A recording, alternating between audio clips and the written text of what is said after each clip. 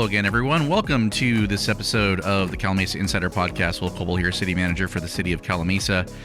And let's get right down to it. So we had a council meeting this past Monday, and the couple of items of note. The City Council once again deferred their decision on appointing a member to the Citizen Recognition Program Subcommittee.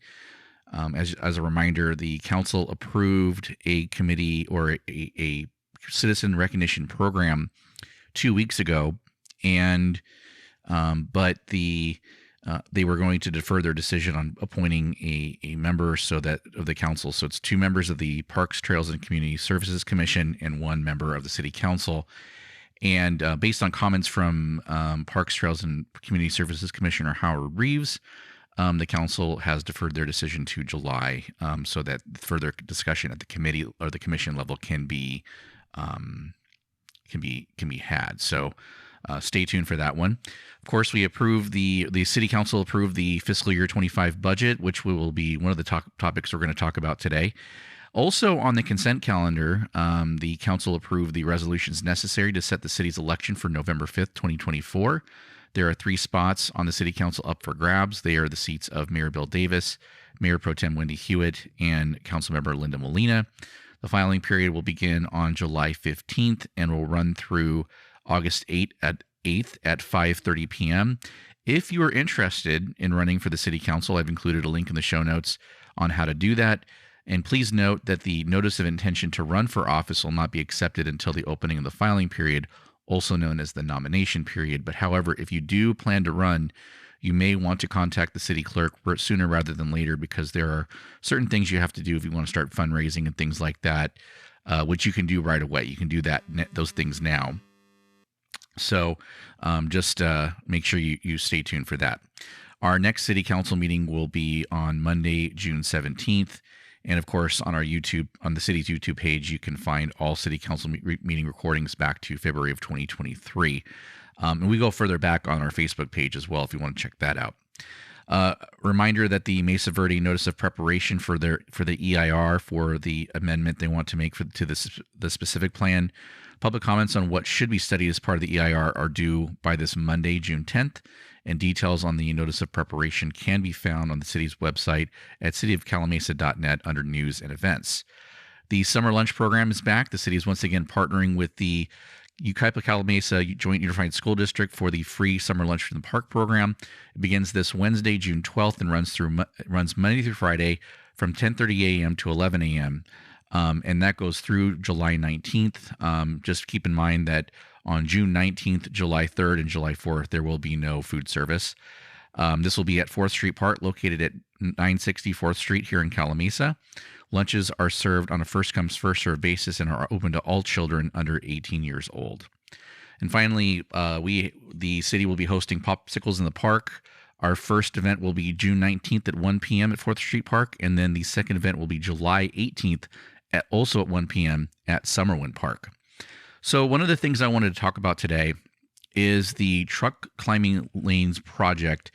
It's actually happening in San Bernardino County. And so I do want to address one thing. I did see a comment out on social media I wanted to address. This is not as a result of warehouses in Calamasa, as some have maybe suggested.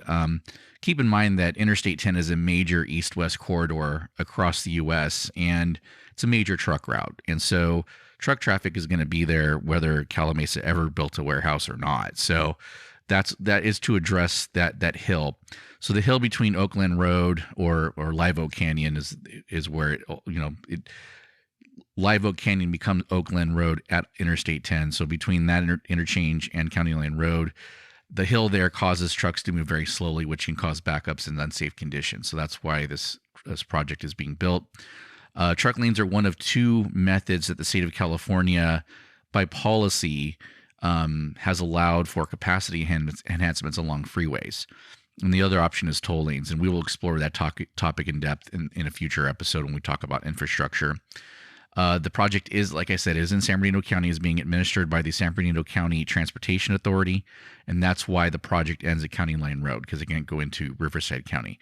So some people may wonder, well, what about between County Line Road and State Route 60? Because currently that is the only, or that will be the only section along Interstate 10 from essentially downtown Los Angeles all the way out to Indio that only has 3 lanes in each direction on the Interstate 10. So there is a project listed as a long-term project in the Riverside County Transportation Commission's list of projects, and no funding has been identified for it. So that's why it's listed as a long-term project.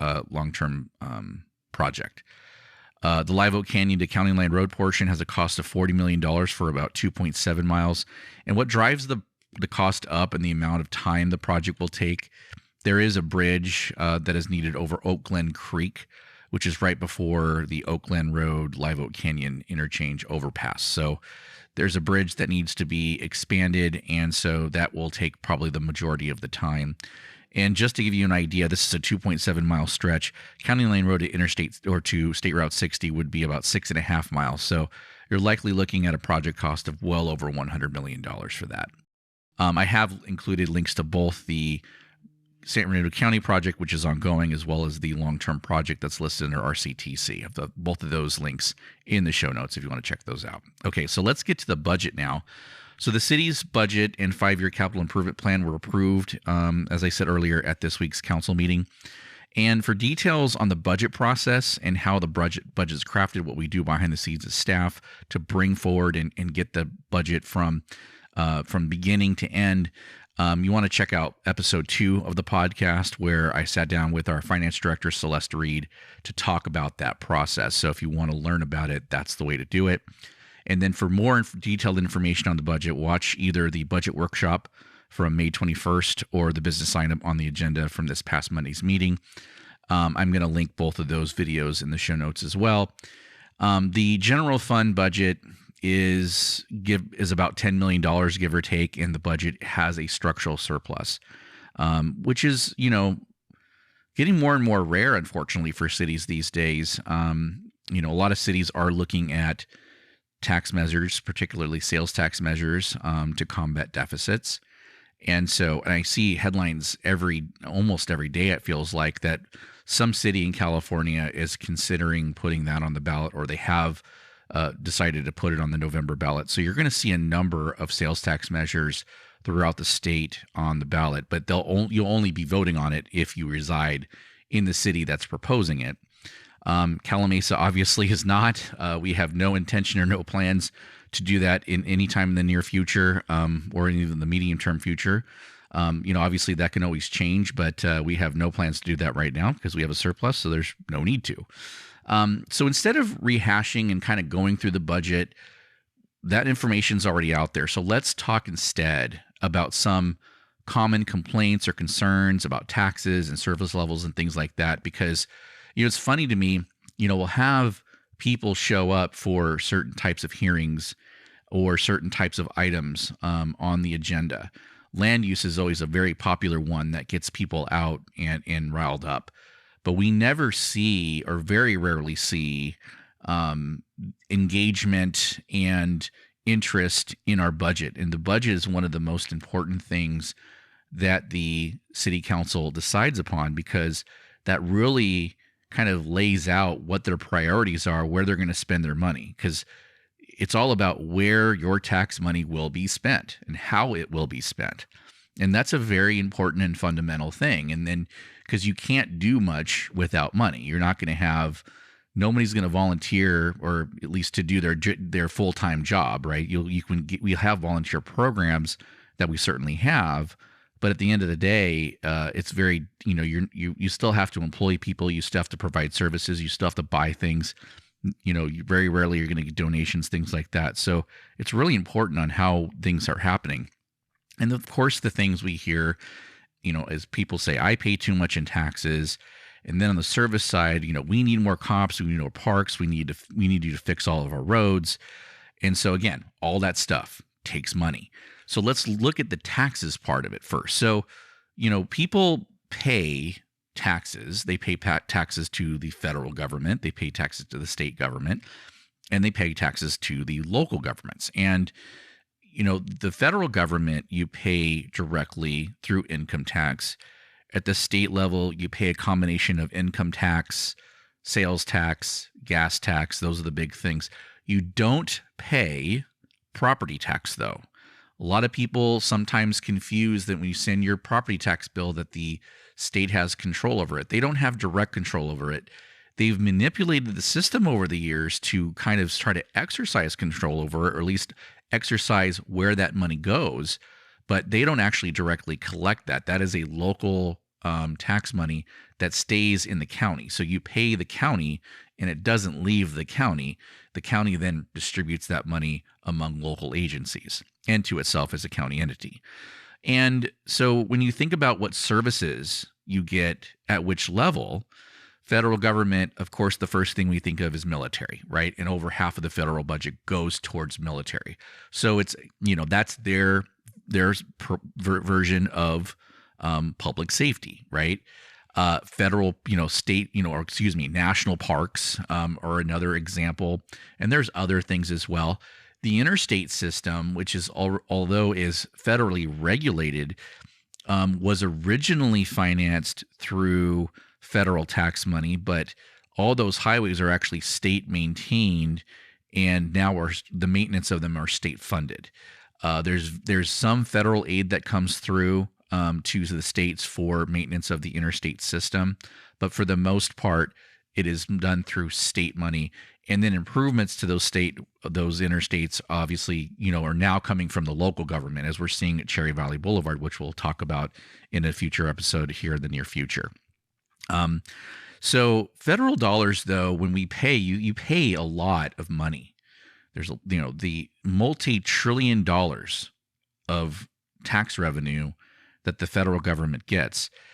And so, but, we talk about how the federal government's supposed to have limited power, but what they do is they influence policy at the state and local level with federal dollars. So they don't have a lot of say directly, but what they can do is they can put strings upon the money that they'll send to the state and local governments. If you don't do this, you won't get this pot of money. You won't get money for education. You won't get money for transportation, those kind of things. Because we do get money that flows through from the federal government to the state and local governments that actually then execute on those things. And that's how they can influence policy at the state and local level, is through the purse strings. So that is a big part of how federal government doesn't have maybe direct legislative regulatory control over certain things, but they can still have influence in that way. States have the widest latitude in terms of control, in terms of how things go, because that's the way the Constitution was designed. It was basically, if you think about what our country was when it was founded, you had 13 colonies that really kind of saw themselves as separate entities. And the only reason they got together was because they had a common goal of breaking away from Britain. If Britain had said, what, colonies, you guys want to separate from us, that's fine, go ahead, the United States would have never been a thing. It wouldn't have been necessary. They only came together for a common defense and a common goal of extricating themselves from British rule.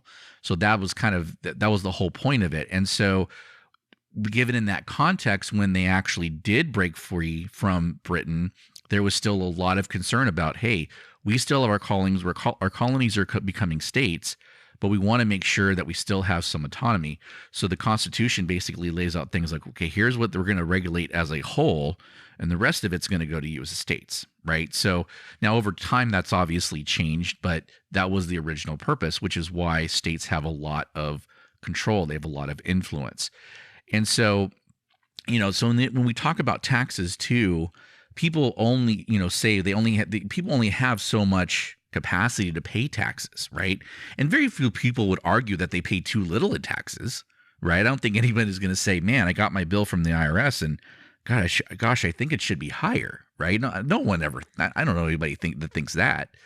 They may say there may be people that say other people don't pay enough, but they probably would not say that about themselves, that they don't pay enough. And the more that is eaten up by state and federal income taxes, the less likely people will be inclined to pay more at the local level.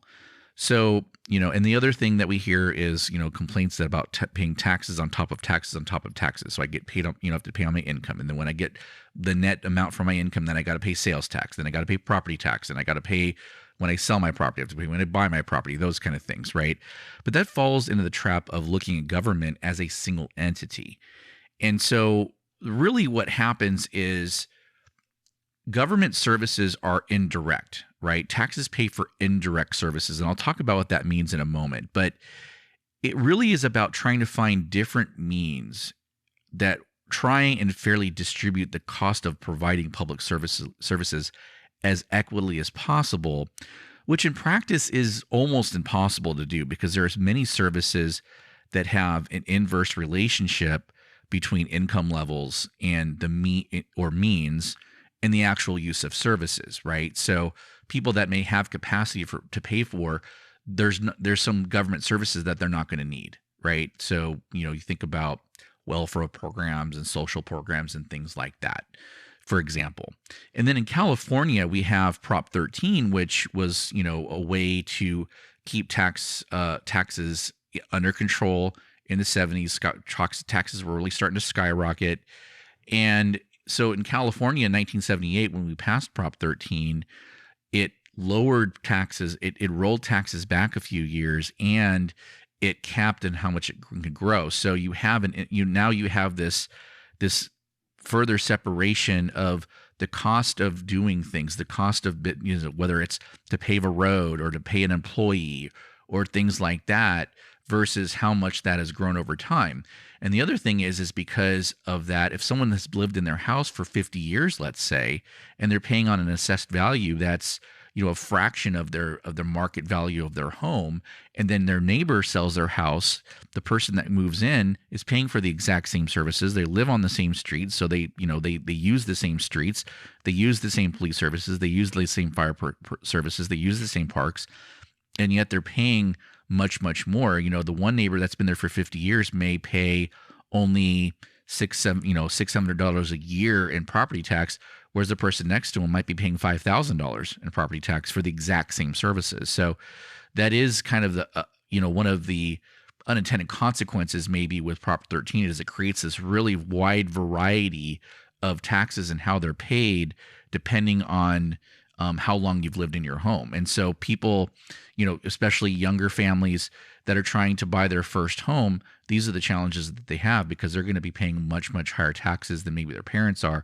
who've lived in their home for a long time. And as I said, taxes do pay for indirect services. So, for example, you may never have to have the fire department put a fire out for you, right? So, and God forbid, I hope that no one ever has that problem. But they're there if you do. If you do have a fire, they're there for you. So they're always on standby, ready to go if that happens. And you also benefit indirectly from a fire not coming into your house at all. Either, we live in a high, this is a high fire danger zone in Calamasa. So, the ability to suppress wildfires before they get to you, fire prevention programs, building codes and enforcing those things to make sure buildings are safe and not causing fires so that, if you have your neighbor not doing stuff that they're just, doing stuff they're not supposed to, and, maybe starting an electric fire and it causes your house to burn down. If you don't have regulations, you're going to have a much higher risk of that kind of thing happening. Those are just a few examples of what, even though you may not directly use a service, having that service still betters your life and it increases your quality of life. And the other thing that we look at is, you have to look at from a revenue perspective is the fiscal impacts of development. So it's something that's not certainly the only thing that's evaluated, but it is an important factor in the development approval decisions, because it is the most meaningful way to increase the revenue of providing services. And really what we're focusing on this is the net revenue, right? So the revenue minus the expenditure impacts of said development. You want to make sure that you're approving, developments that even, they may have some negativity related to them. If there's a high net revenue that comes into the city that can allow us to either expand or enhance services that we have, that's an important factor to go in. Again, certainly not the only one. And we'll talk about how development and how that works and looking and how we look at that in a future episode. But I did want to mention that as well when you talk about taxes and how much we bring in. There's only so much we can do with the money we have, because especially when you look at the cost of doing business. So you look on the other side of the ledger, the expenditure side, 62% of the general fund is spent on public safety. So in our fire department, as you know, we have our own fire department. And if you want to learn more about how we got there, we do have an episode on that as well. It's episode number 4 of the podcast. So I encourage people to go listen to that. We have 21 employees currently in our fire department. It's an all risk department. So we do provide fire suppression services, fire prevention services, and also emergency medical services and advanced life support. And so the same service model that we provide today through our own department, based on CAL FIRE's rates going into fiscal year 24-25, it would cost us about $1.3 million more to go through CAL FIRE to have a similar service model when compared to our current fire department. And if we were to go to a bare bones 3-man crew only, which is the minimum that we can get from CAL FIRE, it still would cost us about $150,000 more through CAL FIRE. And we'd have, versus if we do that ourselves. We obviously provide more services. We have a 3-person engine, we have a 2-person squad, and a battalion chief on every shift. So we have an enhanced service model. But if you were to scale that back and look at apples to apples comparison about what it would cost to go through CAL FIRE versus to do the same thing on our own, CAL FIRE would still cost about $150,000 more. And then on the other side of public safety, of course, is police services. And we've seen comments from certain individuals about levels of service of RSO. And we had a public safety workshop on April 29th that I encourage people to look at the data, look at the statistics. That's really where the rubber meets the road.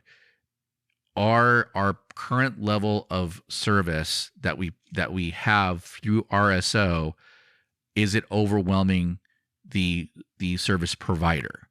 And I think if you look at that data, the data is pretty clear and saying that at this point it does not. That doesn't mean that we don't look at it for the future. As we continue to grow, of course we're going to have to grow our police services with that. But are we at that breaking point right now? I think the data would suggest that we're not. So I think it's a good idea to look at that. And, I don't think not many people in any community outside of, maybe a defund the police movement or something like that would say they have too much police protection. So I don't think that's ever a problem. So I think that most places, no matter if it's Calamasa or Yucaipa or any other city, probably would always say, we don't have enough police, we want more police. And so understanding what the costs are is about $215 per hour per deputy, 24 hours a day, 7 days a week. That equates to almost $1.9 million per year for one deputy. So with a $10 million general fund budget, you can see why this becomes such a delicate balance. That's why we have to make data-driven decisions and look at, okay, are these, where are we actually at? What are the numbers telling us? What is the data telling us? And how is it compared to other cities? Are we an outlier? Are our crime statistics an outlier compared to a similar type of city like that we are? And if that's the case, then maybe that's where you need to make those adjustments. But if we're not, then you need to maybe consider that as a factor when you look at whether we need to add additional police resources and the timing of it. When do we do it? It's not a matter of if, it's a matter of when. I will tell you that right now. It's a matter of when. But when does it make sense for us to do that? So we try to give the city council as much data as possible so that they can make the best decisions possible. And then looking at that too, the fixing the road, that's always been a big issue here in Calamasa, especially the older parts of town where we have inherited county roads. And I think even when we inherited those roads, they weren't in the greatest of shape even at that point. And I could never look anyone straight in the face and say that we don't need to invest more into the pavement of our roads. I could not do that. But based on the discourse I've seen and heard, I'm not sure that people really understand the cost, of paving roads. and how much money we bring in that goes directly toward that. So we will talk with our city engineer in a future podcast about that subject in more detail. But last week, remember, I did talk about how much we get from gas tax and Measure A. Those are 2 revenue streams required to be spent on transportation. And we don't have a significant amount of money left over when operating expenses are paid. So the general fund can only provide limited source amounts over a long period of time. Again, pending additional growth, additional things that will bring in more revenue, then that will have more revenue available to spend on all these services. And that's what our goal is always.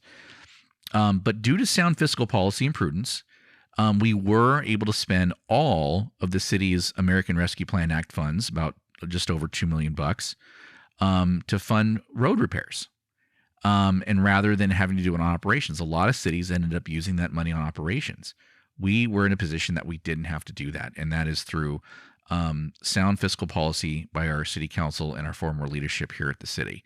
So they've set us up well for the future and allow us to make that significant investment in our roads. But again, we're always looking forward. We're always looking at how can we maximize the amount of money that we can put into these services that people want: public safety, roads, parks. Those are the priorities that we hear on a consistent basis, and that's what we want to do.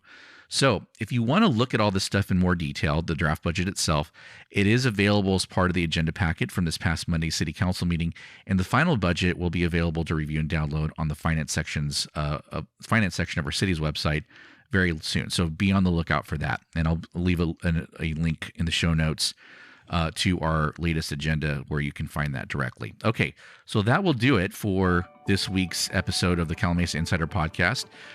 Just a reminder to subscribe to the podcast so you never miss the latest episode. Simply to subscribe either on your favorite podcast app or search Calamasa Insider on YouTube and subscribe there, whatever works best for you.